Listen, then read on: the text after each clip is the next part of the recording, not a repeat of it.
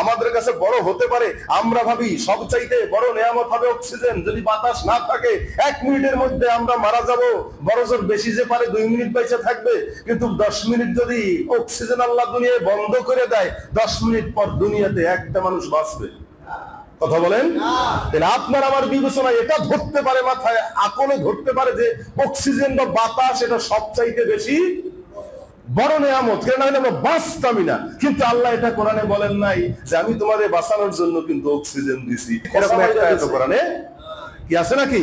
কিন্তু আল্লাহ বলছেন নবী পাঠাইছি, তার কারণে অক্সিজেনের চাইতে আল্লাহর কাছে এই বাতাসের চাইতে নবীর প্রয়োজনটা বেশি। সুবহানাল্লাহ। খোদা তোমার হুকুম তরু করি আমি প্রতি পায়, তবু আলো দিয়ে বায়ু দিয়ে বাঁচাও বান্দায়। এগুলো সব নিয়ামত না? এই আলো বাতাসের কথা আছে না নাই? এতক্ষণ জবাব আছে না নাই?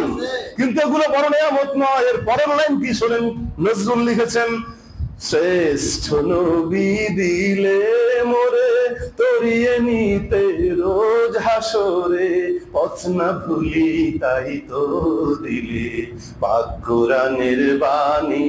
খোদা তোমার মেহেরবানি, খোদা তোমার মেহেরবানি।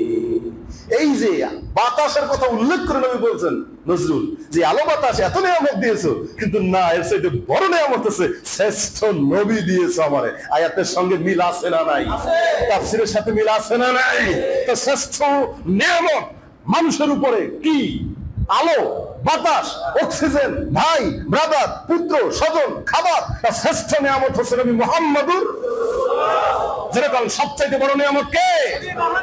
কারণ যদি নবী মুহাম্মদ না থাকতেন তাহলে কি হতো? অক্সিজেন 10 মিনিট না থাকলে পৃথিবীর সব মানুষ নিশ্চিত মারা যাবে। ঈমান লইয়া যদি মারা যায় কি ক্ষতি আছে? ঈমান সহ যদি আমরা মারা যাই কোনো সমস্যা? সব মানুষ ঈমানদার হয়ে মারা গেছে, কোনো সমস্যা? কিন্তু বেঈমান হইয়া মারলে তাহলে সমস্যা হচ্ছে নবী যদি আল্লাহরে না চিনা, এইটা সমস্যা। অক্সিজেন না থাকলে, কথা বলেন ঠিক কিনা? এই জন্য শ্রেষ্ঠ নবী দিলে মোরে তরিয়ে নিতে রোজ হাসরে, পথ না ভুলি তাই তো দিলে পাক কোরআনের বাণী।